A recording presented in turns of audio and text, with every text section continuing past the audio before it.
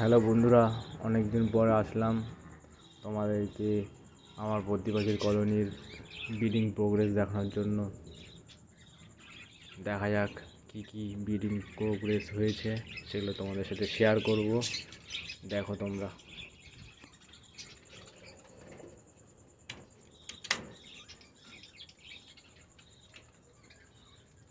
দেখো, একটা ছোট পাখি হাড়ি থেকে বেরিয়ে এসছে।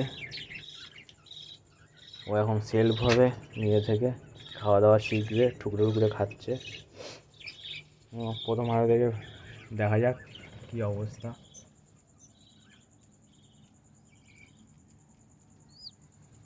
মা তার 4টে বাচ্চা নিয়ে বসে আছে।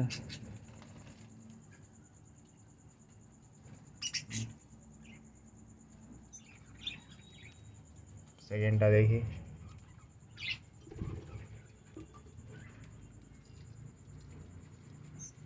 এইখানেও 4টে বাচ্চা পেট ভরে খেয়েছে।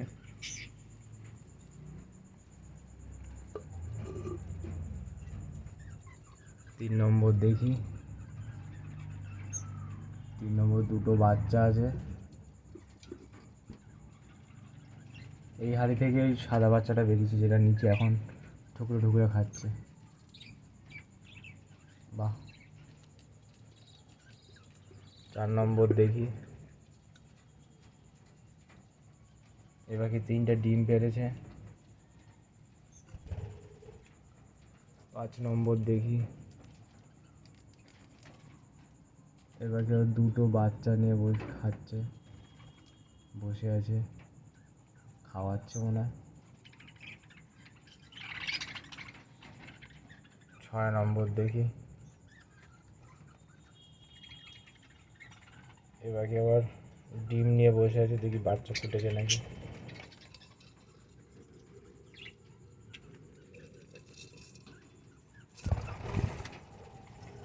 ডিম আছে 5 পিস।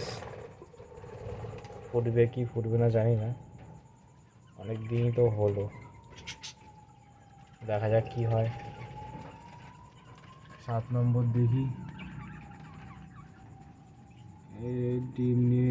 ডিম আছে, ডিমগুলো অনেক পুরনো হয়ে গেছে।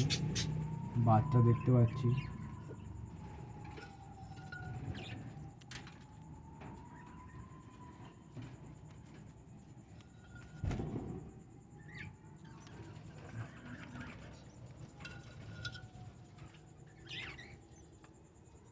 হুম, 3টে ডিম, একটা বাচ্চা। ডিস্টার্ব করো না, রেখে দিই।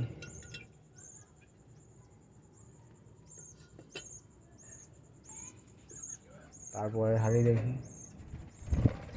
এই হাঁড়ি ফাঁকা। তারপরে হাঁড়ি, এই হাঁড়িটাও ফাঁকা। তারপরে হাঁড়ি। আমরা ডিম নিয়ে বসে আছি, দেখি।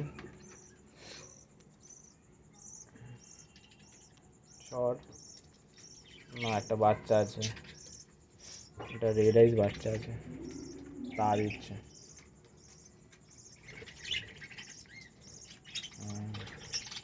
4টে ডিম নিয়ে একটা বাচ্চা নিয়ে আসে। ঠিক আছে, থাক, ডিস্টার্ব করবো না। তারপরে হাঁড়ি,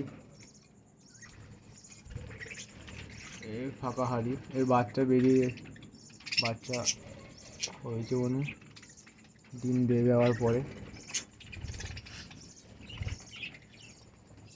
তারপরের হাঁড়ি। বাহ, কি সুন্দর লাগছে দেখতে। এই পাখিটা আমার খুব পছন্দের পাখি। 4টে বাচ্চা আছে।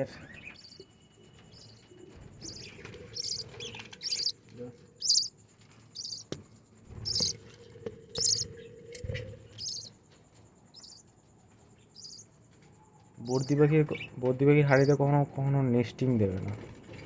বদ্রি পাখির যদি প্রয়োজন পড়ে তখন নিজেরাই নেস্টিং জোগাড় করে নেবে। দেখো, বাজরাগুলো দিয়েছিলাম খেতে, ওরা বাজরাগুলো কালেক্ট করে নিয়ে বাচ্চা দিয়ে নিচে করেছে।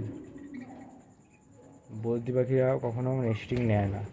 ওরা যখন নেস্টিং নিলে কি হয়, ডিমে ঠিক মতো তা দিতে পারে না। আর ডিমে প্রপার তা পায় না, তাই জন্য ওরা নেস্টিং দিতে নেই। অন্য সব পাখি যেমন নেস্টিং করে, বদ্রি পাখির জন্য সেটা নয়। ওদের যখন প্রয়োজন পড়বে ওরা নিজেরাই নেস্টিং করে নেবে। ওটা তখন নেস্টিং করে যখন ওদের হাঁড়িতে বাচ্চা থাকে, বাচ্চাদের পটি থেকে থেকে জমে জমে ওটা নেস্টিং হয়ে যায়। আদারওয়াইজ যদি নেস্টিং হয় তখন ওরা এরকম দানা কালেক্ট করে বাচ্চাদের নিচে ছড়িয়ে দেয়, যাতে বাচ্চাদের অতটা ঠান্ডা না লাগে, বাচ্চারা একটু গরম ভাব থাকে। ঠিক আছে, আটকে দিলাম। পরের হাঁড়ি দেখি,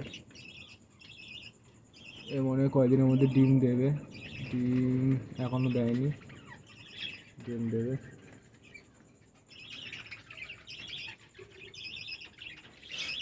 কিরে, কি অবস্থা?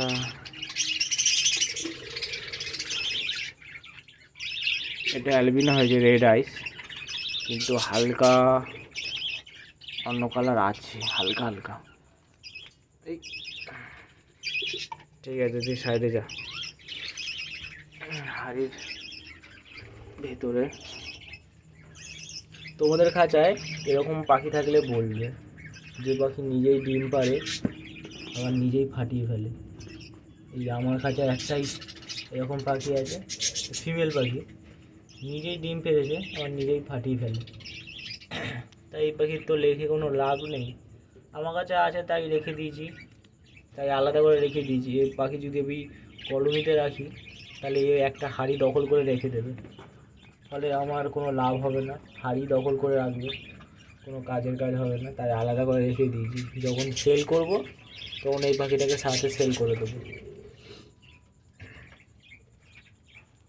আর এই আমার পায়ে পায়ে থাকে, কখন পাড়া পড়ে যাবে।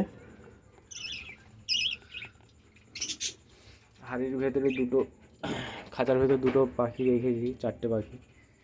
এদের অবস্থা দেখি।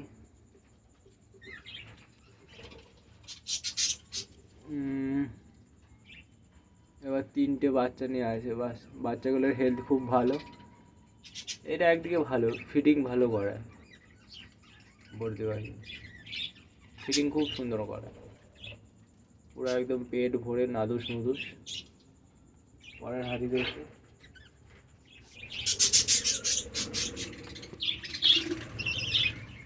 এমন হচ্ছে ডিম নিয়ে বসে আছে, তা দিচ্ছে। এমন মনে বাচ্চা ফোটেনি।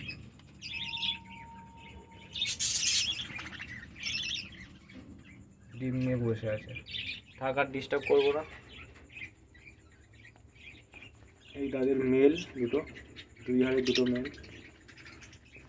এটা আমার পছন্দের মতো দিয়েছি, আর কলোনিতে তো ছাড়াই থাকে, এটা আমার পছন্দের খাঁচায় রেখেছি।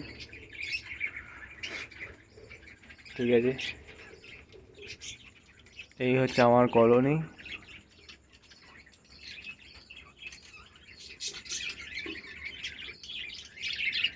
এই হচ্ছে আমার খাঁচা, ভেতরের পাখি। এই হচ্ছে আমার সিড মিক্স। এইখানে কি কি আছে তোমাদের বলে দিচ্ছি। তোমরা যদি সিড মিক্স বানাতে চাও তাহলে আমি যেটা দিই সেটা তোমাদেরকে বলছি। এখানে আছে বাজরা, আমি একবারে পাখির দানা কিনে আনি, ধরো এই বদ্রির দানা আমি এনেছি 4 কিলো, আর বাজরা এনেছিলাম 3 কিলো। বদ্রির দানা 4 কিলো, বাজরা 3 কিলো, তারপরে ধান আছে 500 গ্রাম, তারপরে ওটস আছে 500 গ্রাম, তারপর আছে সানফ্লাওয়ার আছে 700 গ্রাম। এখন একটু মেঘলা মেঘলা ওয়েদার থাকে, গরমকাল যদি থাকে তাহলে 400-500 রাখবে, আর যদি একটু বর্ষা বা ঠান্ডা ওয়েদার থাকে তখন সেটাকে বাড়িয়ে দেবে। যেমন আমি এনেছি 700 গ্রাম। আর আছে এখানে হোয়াইট মিলেট আর রেড মিলেট মিলিয়ে, 500 গ্রাম। তাহলে হলো বদ্রির দানা 4 কেজি, বাজরা 3 কেজি, ধান 500, ওটস 500, সানফ্লাওয়ার 700, আর millet, white millet, red millet 500 এ মিলিয়ে সব এই সিড মিক্স বানিয়েছি আর পাখিদেরকে প্রোভাইড করি। তোমরাও চাইলে এরকমভাবে সিড মিক্স বানিয়ে নিজের বাড়িতে বানিয়ে পাখিদেরকে প্রোভাইড করবে। এই হচ্ছে আজকে আমার আপডেট আর বাজিকরণী প্রোগ্রেস। আজকের জন্য এইটুকুই, আবার দেখা হবে অন্য কোনো ভিডিওতে। Bye bye friends.